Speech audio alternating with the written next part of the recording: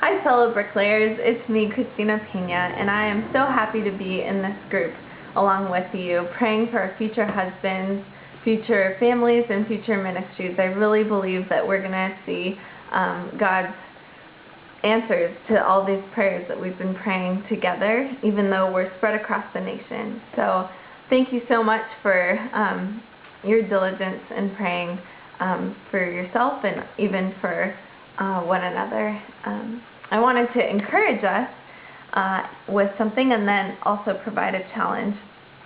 I want to encourage us to persevere in these prayers and to be very specific and bold, because when we press on in prayer and we really go for it and believe that God is the God of the impossible and that God has moved mountains and that God is the same God of Noah when he built the ark, and the same God of Moses when he showed him the burning bush, and the same God of Joseph when he helped him sustain his family in famine.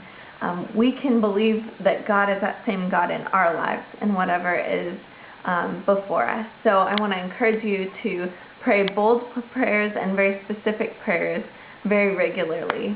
I think you might remember the image of seeing prayer kind of like braces, that sometimes we don't see results overnight, and it's not always comfortable, but let's keep going in for those adjustments and keep pressing in and believing that in the end it'll be worth it and that we're going to see results in the end. And they may not always look exactly the way that we anticipated, but we know that the one making those adjustments and guiding that process is good, and he's going to lead us down a good path. So let's be persistent and persevering and diligent, believing that this really is a worthwhile thing, coming to God, and not only worthwhile but wonderful in the process because he is good. So the second thing I wanted to do was challenge us to also offer up thanksgiving and praises, because the God that we serve is so worthy of our praises, and there are so many specific things that we can thank him for.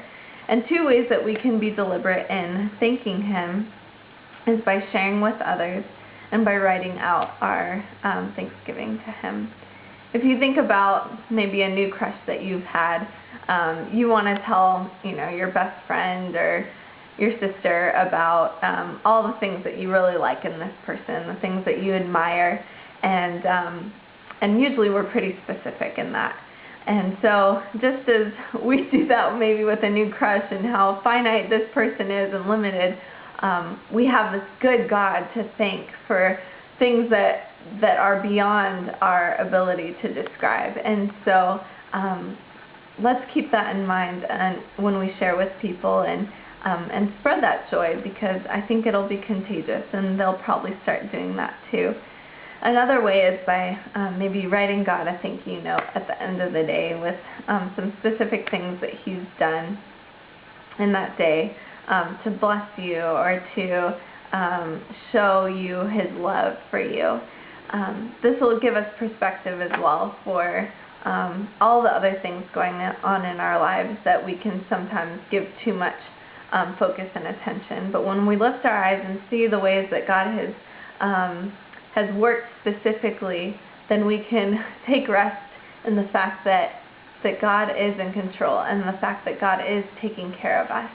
And when we see that in our present life and what's going on in the day-to-day, we can also have hope and see that the prayers we're praying for the future are not far beyond reach. They are all within his care.